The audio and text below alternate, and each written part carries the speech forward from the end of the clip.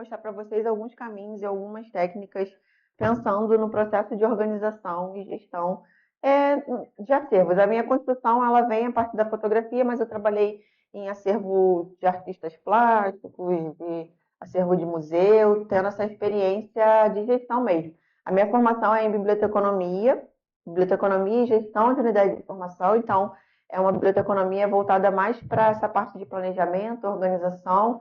Então, é uma área que ela se aplica a qualquer objeto informacional. Eu acho interessante que eu trago a partir da experiência do Imagens do Povo, né? Mas que ela pode ser adaptada a qualquer tipo de acervo, né? Então, assim, você vai trabalhar hoje o que é informação, entendendo, né, que tudo que a gente for trabalhar conforme as nossas linguagens pode ser considerada informação, a importância dos processos de organização para essa informação, produção do conhecimento periférico, que é a partir da ótica e experiência do Imagem do Povo, falar um pouco sobre memória e informação, planejamento e gestão da informação, a execução e difusão, que é a parte final.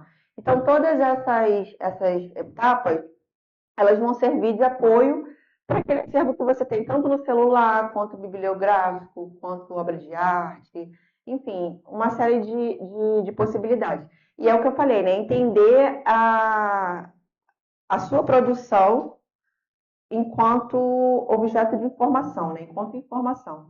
Então, pensar a nossa produção, o que a gente está produzindo, enquanto documento, né? Enquanto informação. Eu separo aqui uma citação que é para vocês entenderem que o documento informacional, que a partir do momento que a gente entende que o documento informacional, a gente entende a nossa produção enquanto documento informacional, a gente dá um tratamento diferenciado e esse valor da difusão com relação ao que a gente pode informar a partir daquilo que a gente está produzindo.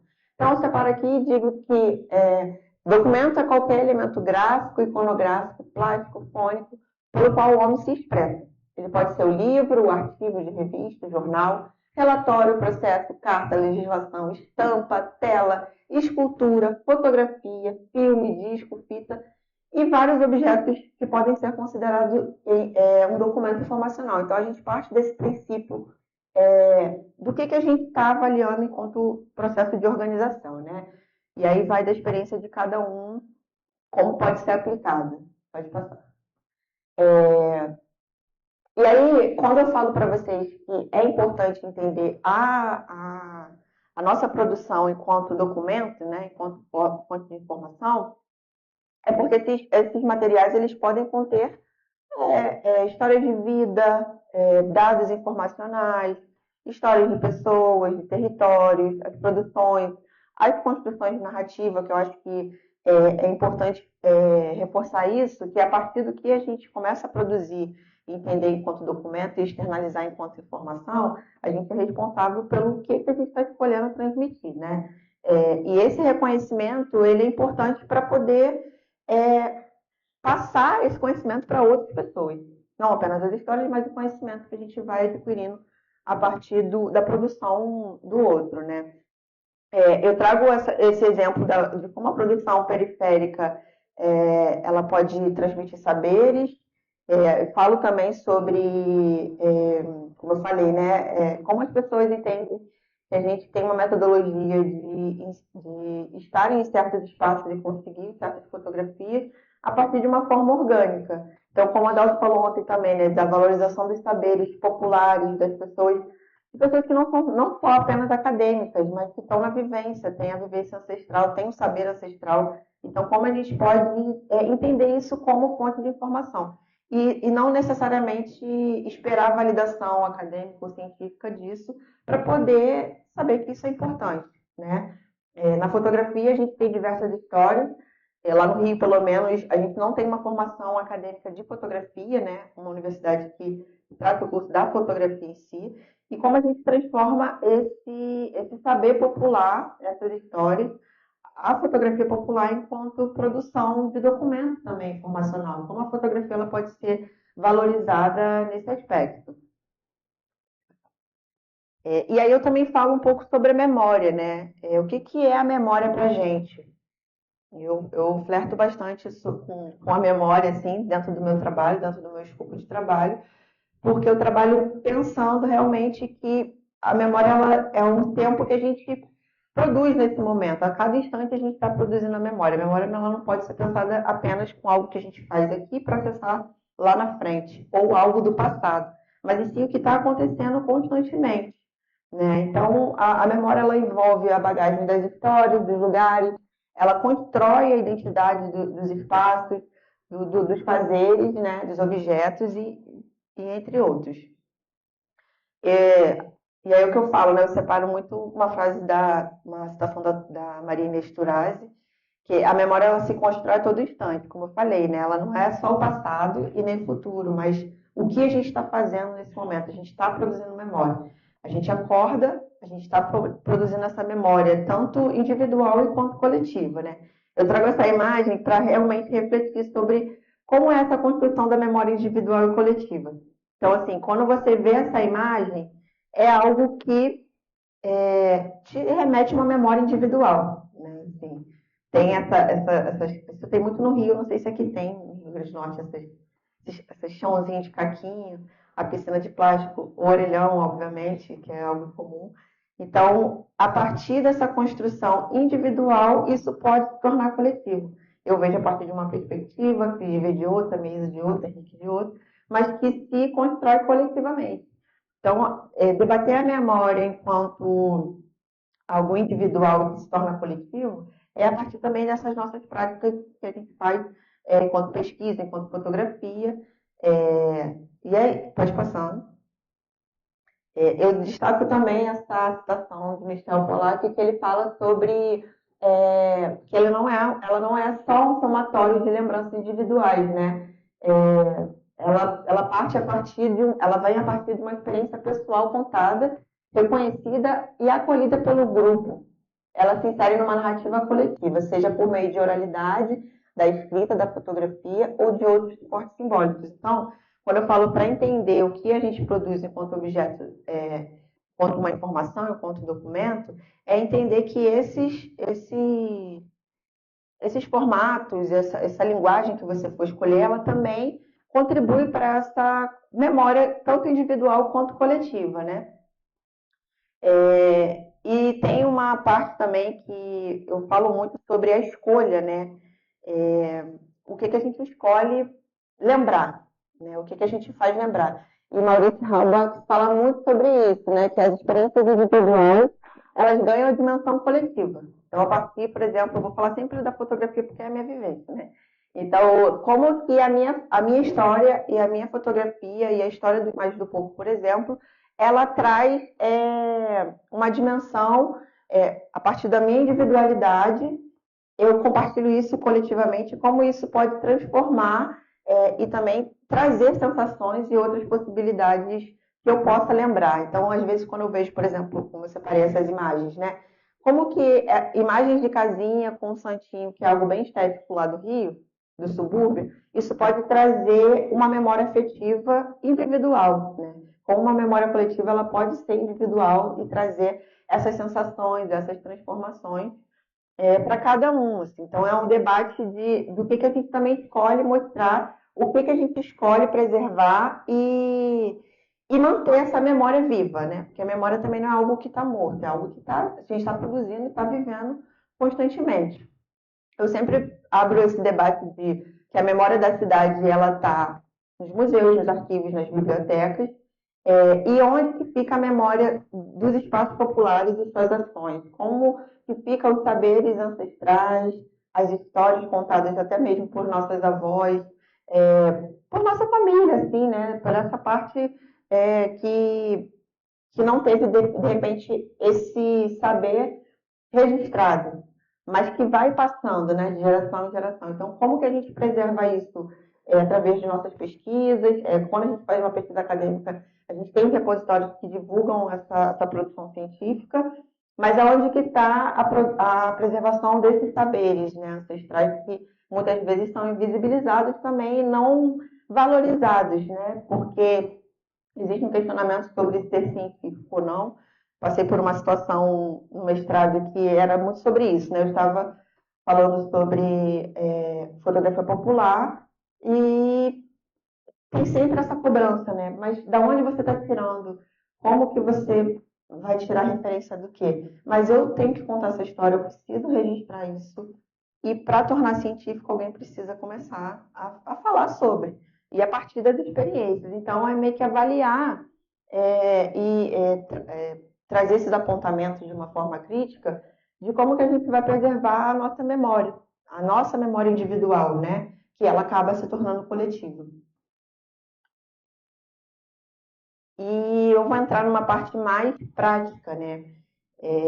Quando a gente fala sobre informação, memória, documento, tudo isso está reunido num conjunto de saberes, como que a gente pode estruturar isso de uma forma técnica, né? Na sua pesquisa, nas suas documentações. E aí eu criei um mapa de organização, que é algo que pode dar um norte, né? Existe a metodologia quando se faz a pesquisa acadêmica, né? Qualquer pesquisa de trabalho, existe uma metodologia. E aí, como a gente faz uma metodologia, uma organização da informação, né? Da informação que a gente produz. E aí eu separo a parte que é a parte da pesquisa, você entender qual é o material informativo que você vai trabalhar, né? Que você tem. Você identificar as demandas, identificar o volume do que precisa ser tratado, isso pensando realmente numa parte mais prática e técnica. Você precisa conhecer o acervo, precisa conhecer o que é esse material que você vai querer organizar. Eu vou instrumento de investigação para poder mapear, ver as necessidades, fazer um bom planejamento, porque é no planejamento e na gestão que a gente consegue chegar no resultado final, que é o acesso. Né? Então, o planejamento, ele envolve cronogramas, planos, qual o modelo que você vai implementar. Então, às vezes, o modelo, por exemplo, que eu sigo, não é apropriado para outros acervos. Eu já trabalhei em vários lugares e, às vezes, por exemplo, eu trabalhei na Sociedade Fluminense de Fotografia e tinha um acervo bibliográfico só de fotografia, né, em Niterói. Quando eu cheguei lá, estava o caos. Eu sempre chego nos acervos no caos, assim. E aí eles, bom, preciso organizar e catalogar. Tá, não tenho dinheiro para poder ter um sistema de catalogação. Como é que eu faço isso? Não, vamos criar uma forma de. Vai ter usabilidade? As regras da biblioteconomia dizem que precisa ser tudo catalogado, tudo com as normas e tudo mais, mas se eu não tenho isso, eu vou ter que deixar de organizar, sabe? Eu não vou organizar por conta disso, então só organizo se tiver de acordo com todas as normas. Então, todas as vezes que eu trabalhei em alguns acervos, eu tento adaptar à necessidade do local. Então, o que serve para mim pode não servir para o outro, mas tem que entender e analisar, e conhecer o acervo, como eu falei, né? Conhecer o acervo, identificar a sua demanda e buscar as referências necessárias para poder aplicar isso na organização.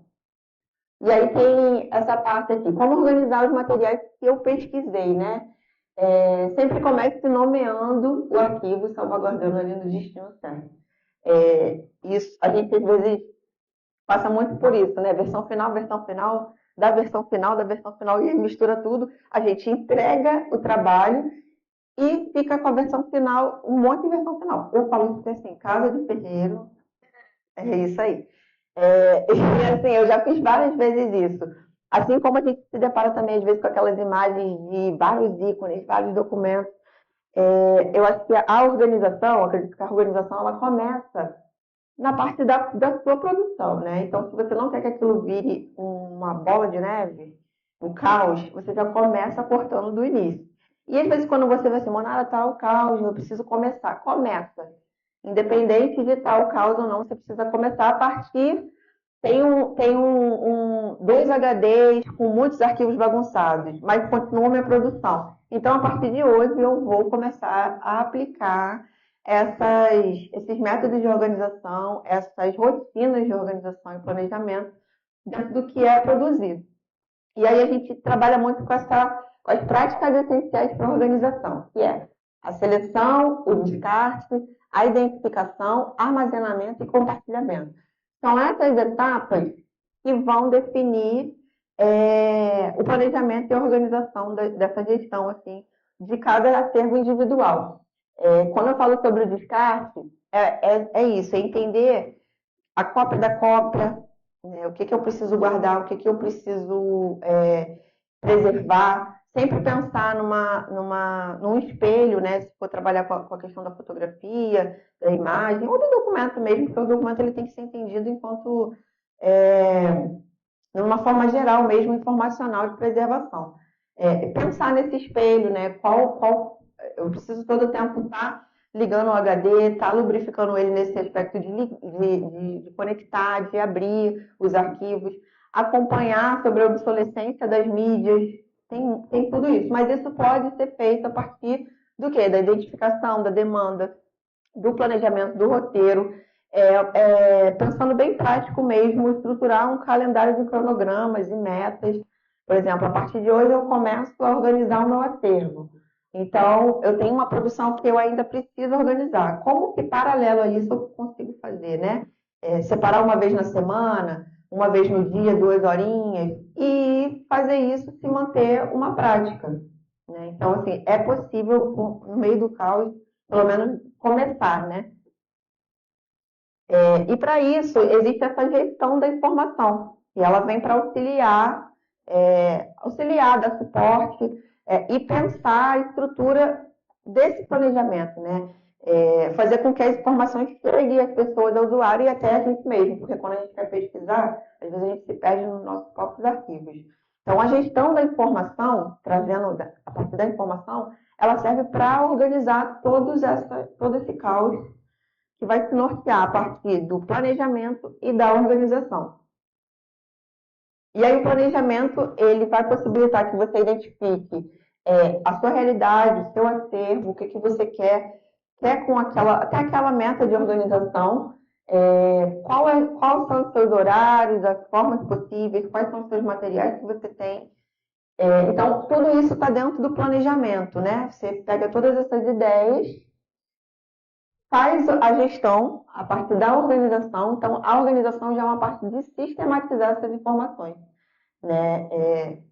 A organização ela vai fazer com que você coloque todas as atividades e práticas dentro das ações, né, que você precisa desenvolver. Então, assim, como fazer um bom planejamento? Você precisa analisar as datas, fazer um cronograma, já começa isso, né? Avaliar, definir critérios importantes para controlar e gerir sua pesquisa, sua produção de informação. Pensar em soluções viáveis, porque também não adianta a gente pensar em possibilidades que não estão ao nosso alcance, ver o que está dentro do nosso alcance. Entrar em diálogo com outras instituições, outras pessoas que fazem políticas de salvaguarda, né? Repositórios, e como é o acesso a essa gestão da informação, conhecer o seu acervo, essa organização precisa dialogar com a sua pesquisa, com a sua rotina, e arrumar o tempo, né? Que o tempo é uma coisa valiosa hoje em dia para a gente, mas um bom planejamento, uma boa gestão, você consegue separar pelo menos 1 horinha do seu dia para poder organizar. Então, eu separo em etapas para ver se vocês conseguem entender assim, como que é essa etapa de gestão e organização. Então, assim, separei em etapa 1 primeiro, né? Primeiro de tudo, vou fazer um levantamento e um diagnóstico. Mapear os tipos de materiais que existem, então fotografias digitais, impressas, relatos orais, vídeos, documentos, cartazes, cadernos. E assim, a etapa 1 ela vai te ajudar a organizar e saber o que, que você tem. O que, que eu preciso organizar? Como que eu vou aplicar todos esses formatos, essas tipologias documentais dentro da organização que eu estou disposto a fazer. E aí, identificar as urgências, né? Eu não tenho tempo, mas eu preciso começar algum momento eu preciso começar. Então, é separar seus horários, qual horário que eu tenho mais disponível, o que, que eu posso fazer paralelo ao que eu já estou dando início à minha produção. Já começa a eliminar as cópias, por exemplo, isso aí a gente já descarta, elimina bastante volume, né, de material mesmo. Quando eu falo da seleção e o descarte, é isso. Às vezes tem muito material, até mesmo físico, que não vai servir Não é nada, é só para criar volume mesmo e deixar a gente desesperado. Porque a partir do momento que a gente começa a selecionar e descartar, a gente vai ver o que de fato vai ficar para organizar, né? E aí a etapa 2, que é você definir os critérios, né? Então, assim, quando eu falo criar junto com os envolvidos, é isso, né? Pensar para quem você vai estar organizando e com quem você vai estar organizando. Sempre priorizar a integridade do documento, as informações que nela existem, né? Informações de nomenclatura, de data, ano. Fazer aqui eu vou ter glossário, mas a gente pode entender como, na fotografia, a gente entende como um plano de gestão mesmo, sabe? Quais são, por exemplo, isso já é basicamente uma organização listada, né? Esse glossário seria uma organização listada. E aí, para a etapa 3, que é a parte prática dessas ações que a gente planejou. Organização física e digital, né? Digitalização de itens frágeis ou de acesso difícil. Isso também parte do início, né? Que é a seleção e descarte. Entender que os formatos e o suporte, as informações, cada uma necessita de uma atenção específica. Essa parte da organização física. E a etapa 4, que é a sistematização em plataforma, para acessar, né? Tanto onde eu vou organizar isso. No programa onde eu consigo manter um catálogo, se for de imagens, no meu próprio computador, no Drive, né? Já houve também casos de eu organizar algumas produções de pesquisa no Drive. Então, uma coisa que funciona bastante que o Google Drive ele dá é a possibilidade de usar cores, né? Eu utilizo muito esse esquema de cores até mesmo para bibliotecas que não podem ter um sistema de catalogação mais aprofundado. Então, assim, a gente separa por cores, temas. Isso facilita muito na localização visual, né? Ele facilita, você ganha mais tempo, você sabe onde você precisa colocar aquilo. Então, o esquema de cores, setorização, catalogação de temáticas sempre vai te ajudar nesse aspecto. Então, é isso aí que vai fazer a gente acessar e também divulgar de uma forma mais ágil, né? Alguns fotógrafos perdem muitos trabalhos por não, às vezes não localizar a imagem, falar, não sei onde está, perdi, justamente porque não teve esse planejamento de organização, catalogação e enfim.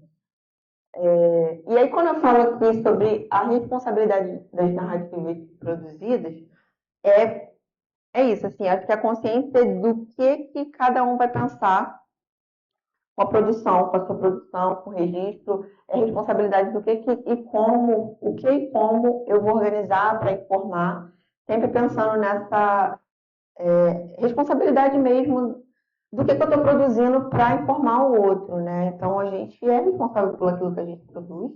A gente sabe que isso tem um alcance grandioso, dependendo da forma como você leva.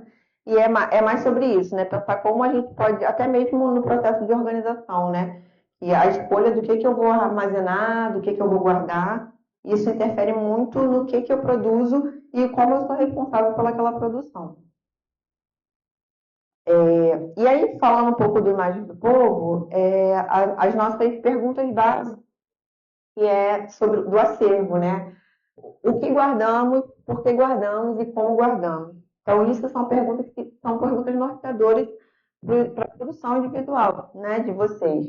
Por que eu estou guardando, né? O que eu guardo? O que a gente guarda? São fotografias natas digitais. Por que a gente guarda? Para preservar a memória das fotografias populares. E como? Através de sistemas, plataformas que armazenam informação dentro do que está ao nosso alcance, dentro das políticas pensadas para aquele acervo específico. Aí a parte mais técnica no Imagens do Povo, análise técnica e conceitual, né? Que isso pensando em imagem, né? Na fotografia em si. A gente faz essa análise do assunto, que a parte da seleção desse material, é o trabalho que a Vitória faz lá no Imagem do Povo. Análise do assunto, né? O que tem na imagem? Quando a gente vai fazer um manual de instrução para esse fotógrafo, eu sempre costumo dizer, façam pergunta para as imagens, porque aí, a partir daí, você vai conseguir uma legenda, né? Então, assim, a parte conceitual, que é essa parte de análise do assunto, e a parte técnica, que é a parte das palavras-chave, a coisa que a gente vai desmembrar a partir da seleção e os termos que vai fazer com que a gente pesquise isso depois. E aí tem os metadados, os famosos metadados, né, que são dados sobre dados. O bibliotecário deve saber a linguagem, né, que a gente costuma sempre falar. Então, a partir de um dado que é a informação da fotografia, que é a fotografia, a gente constrói os metadados. E enquanto fotógrafo, a gente sabe que tem todos os softwares permitem essa inserção de informação na imagem. E os metadados, eles servem para dar significado, estrutura, a identificação e o contexto daquela fotografia, daquela imagem que você produziu. Eles têm o objetivo de representar a imagem, né?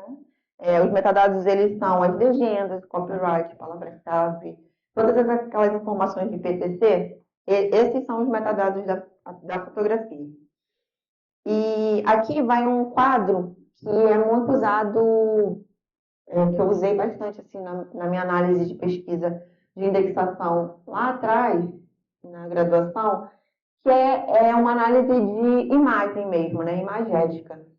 Quem, onde, quando, como e o quê. Né? Quando você usa essas 4 perguntas, você consegue formar não contar uma história, mas você consegue identificar o que é aquela imagem. Então, assim, quem é, né, o objeto, quem é que está na foto, onde que é a localização geográfica daquilo, o que é a festa, se é uma festa, se é um carnaval, se é uma cerimônia religiosa, quando foi tirada, é importante o ano, e isso o fotógrafo consegue fazer na câmera, quando você configura, colocando o ano, já poupa o tempo aí.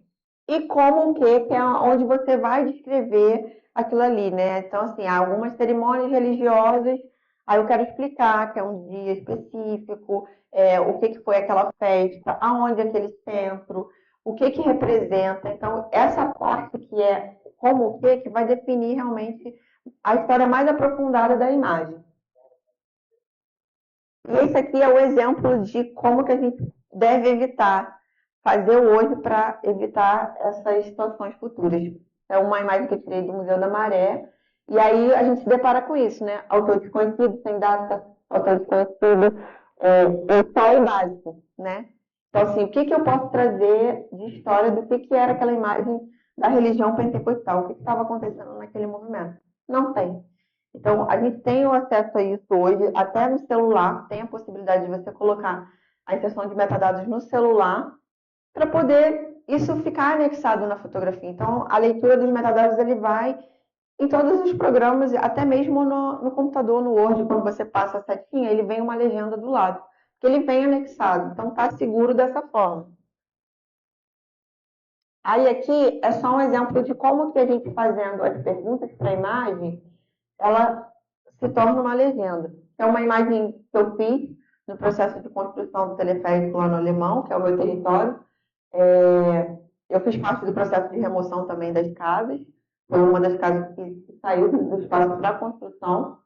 E eu fotografei toda essa memória, assim, né, do lugar. A transformação, isso aqui foi bem no início da construção. E aí, assim, o que é construção do teleférico? Onde que é? Complexo do Alemão. Quando? Ano. Quem? Trabalhadores na construção do teleférico. Eu poderia aprofundar mais, mas é para vocês entenderem como que isso... Eu juntei tudo e isso se tornou uma legenda. Então, quando você faz perguntas para as imagens, você tem o resultado dessa legenda, né? Trabalhadores na construção do teleférico no Complexo do Alemão, no ano de 2009, Rio de Janeiro, Brasil. Eu poderia aprofundar, dizer o que é essa política, o que foi esse projeto, o impacto, tudo isso, né? Mas tem a ver, também tem um limite, tem que haver a relação com a imagem. Eu costumo dizer que a parte da legenda, em muitos casos, às vezes eu recebia na época que eu ainda estava foto, era assim, poesias, revoltas e vários desabafos na parte de metadados. Isso não vai ajudar, não é um conteúdo informacional que vai ajudar, isso é um diário do artista, vamos dizer assim. Então, para a gente, essa parte técnica da descrição da imagem é importante, né? Porque vai nomear, vai colocar a data, vai dizer o que é. Isso fica anexado. Aqui também é um outro exemplo no meu território. O que é, onde, quando, quem, ó, moradores e seu cotidiano jogando cartas no Complexo do Alemão. O ano era de 2011. Eu poderia dar o nome de cada um deles, né? É, explicar qual é essa parte do alemão, o que eles estavam fazendo na hora, enquanto eles estavam jogando, estava acontecendo a obra do Complexo do Alemão. Então, tem uma legenda mais reduzida e uma legenda mais aprofundada, mas que tem a ver com a imagem que a gente está vendo. Aqui também, que é uma imagem de bate-bola. Por exemplo, eu poderia também aprofundar mais sobre a cultura do bate-bola, como que é essa,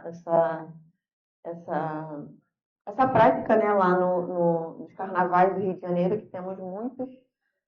E aí lembrei, bate-bola, integrante da turma da praça, desfila nas ruas de Marechal Hermes, poderia falar historicamente sobre a cultura do bate-bola. E aí tem uma coisa também que acontece muito, é que às vezes a gente, na saída fotográfica, tá lá fotografando o carnaval, bate-bola, por exemplo, aí eu vejo um vendedor, sei lá, uma barraquinha de água, de alguma coisa. Aí eu fotografo aquilo ali, aquela cena, de repente uma interação de mãe e filho, de comercial.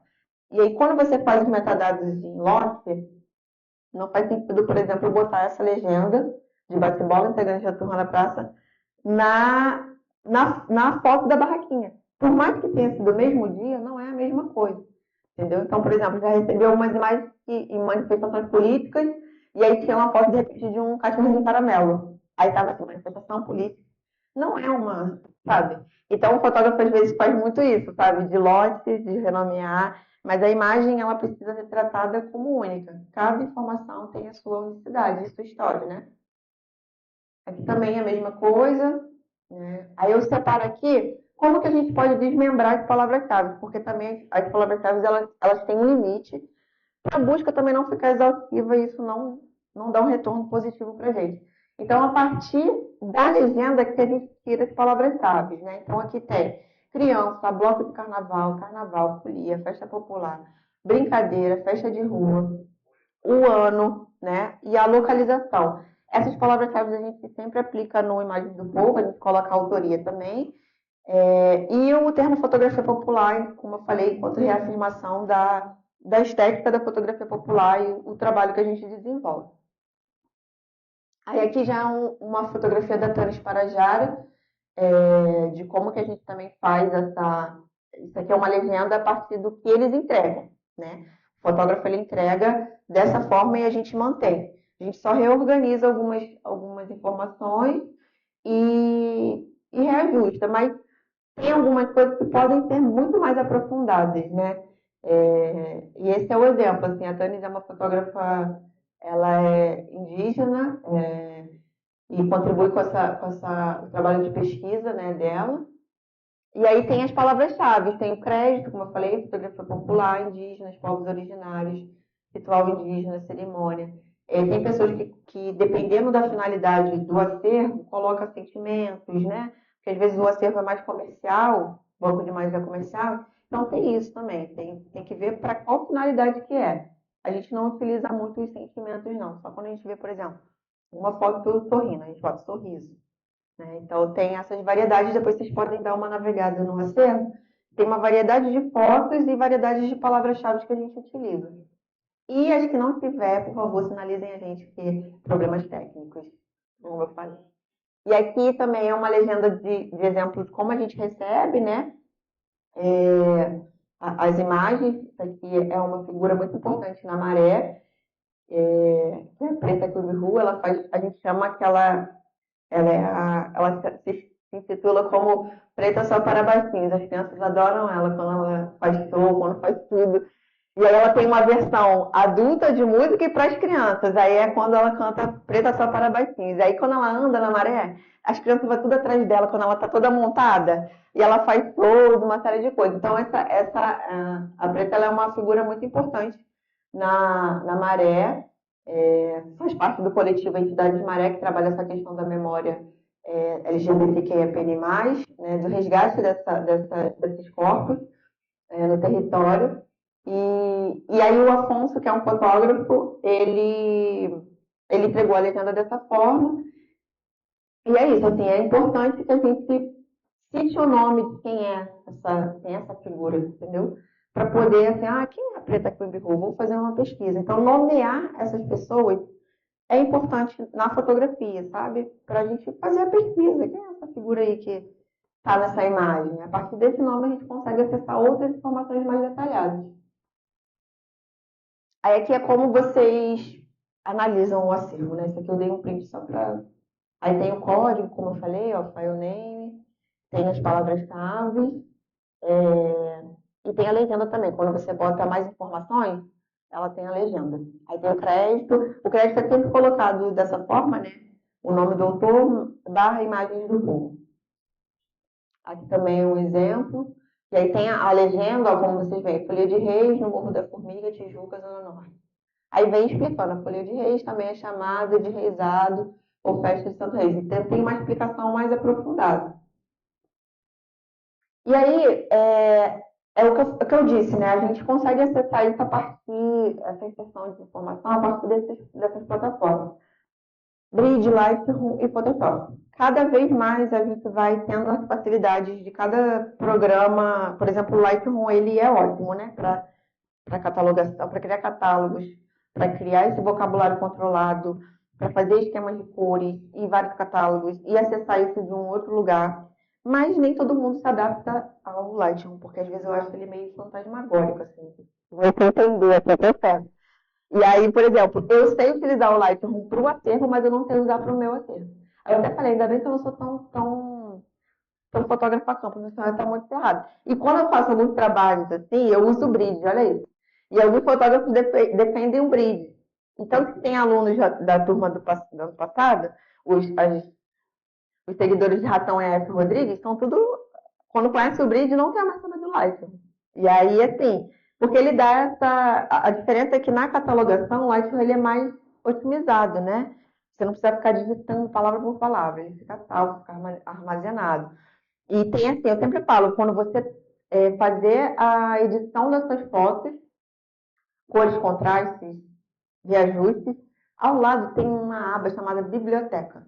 Ali você só clica do lado e coloca a legenda, não custa nada, sabe? Pode passar. Aí aqui é um exemplo de como que é lá no imagem, acho que não dá para ver muito bem, mas aqui que é a parte do vocabulário controlado, que é a lista de palavras-chave.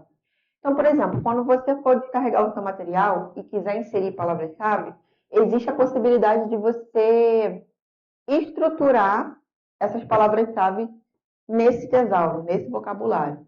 Então, você consegue partir de uma nomenclatura do maior para o menor, que é o que a gente utiliza. Por exemplo, a maior é América do Sul. E aí, dentro de América do Sul, eu consigo criar Brasil, região Sudeste, Rio de Janeiro, e selecionar os bairros, selecionar por zonas, e isso fica salvo, de modo que você não precisa digitar palavra por palavra. Porque quando eu insiro a palavra-chave dentro da maior, quando eu clico no de baixo, todas as de cima vão. Então, essa é a forma que a gente utiliza lá no Imagem do Povo até para agilizar esse processo de indexação. Mas a legenda é de uma forma única, né? Então, é necessário avaliar todas as legendas para ver se está tudo certinho, o que condiz com a imagem, se está de acordo. Aí essa aqui é a estrutura do bridge, né? E ela é mais separada e aí ela fica salvo. Eu não sei se vocês utilizam, mas quando eu utilizo ele fica salvo os últimos registros, né?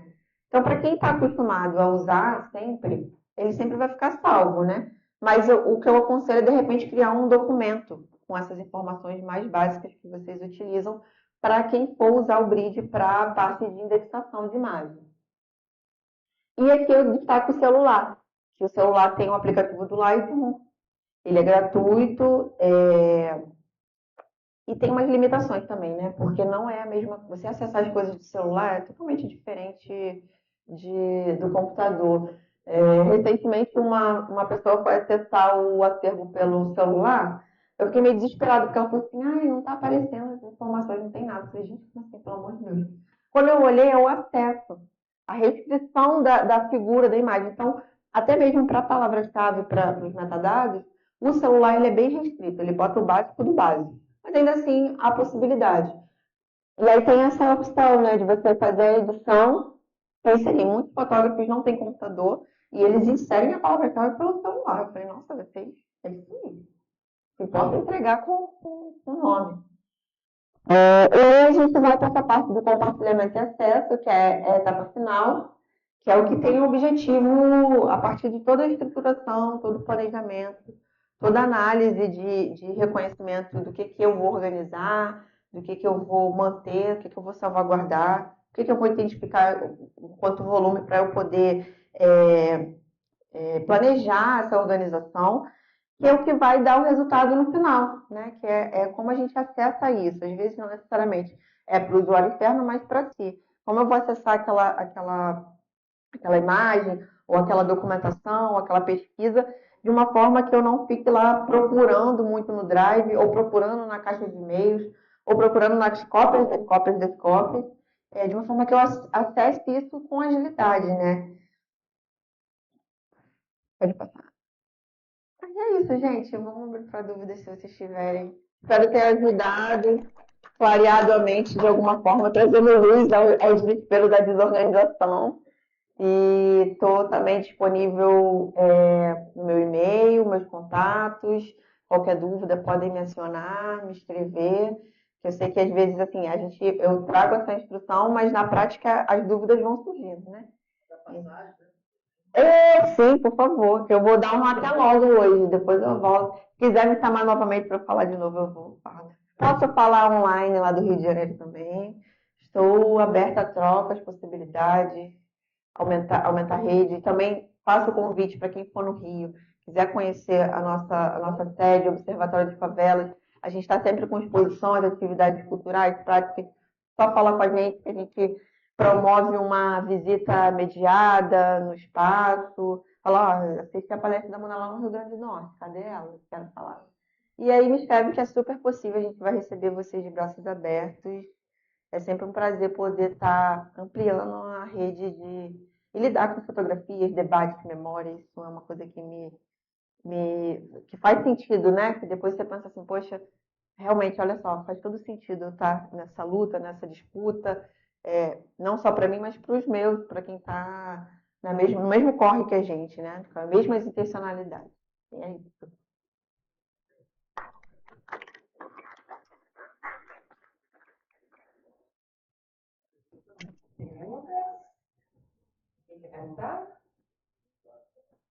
Que bom, todo mundo entendeu. Então, vamos para o fechamento, né? Eu acho que seria interessante mostrar o livro, né? Eu acho que tem. Lembrando, gente, que hoje temos a nossa palestra Deixa eu ver agora se eu da acho o tarde, livro. com a Cris Ramírez, e que estamos nas campanhas, né, de arrecadação de livros. A Monara gentilmente Não, trouxe um é livro aqui. do Imagens do Deixa eu ver se eu Povo, acho que aqui, né? infelizmente eu esqueci em casa no meio da correria, mas ela vai colocar com imagem. Então, é uma das primeiras doações, viu, Henrique, para o acervo da Fototeca, junto com o Pablo, que também fez doações Deixa eu ver ontem. se tem uma imagem. Acho que Então, essa já só dá temos que pra. agradecer também a esse momento também de troca. Está aparecendo?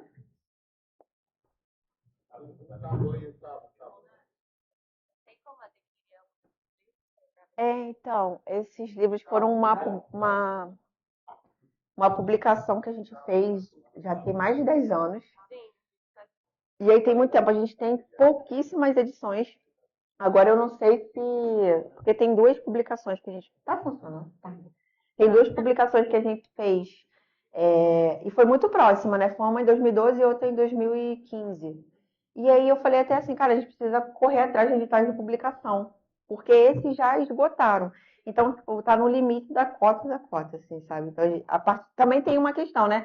Foi o Mais do Povo antes de 2015. Agora a gente precisa construir a partir de 2015. Tem muita coisa nova, muita coisa boa. Então, você consegue só acessar mesmo indo lá, vendo, assim, sabe? Não consegue ter isso de formato.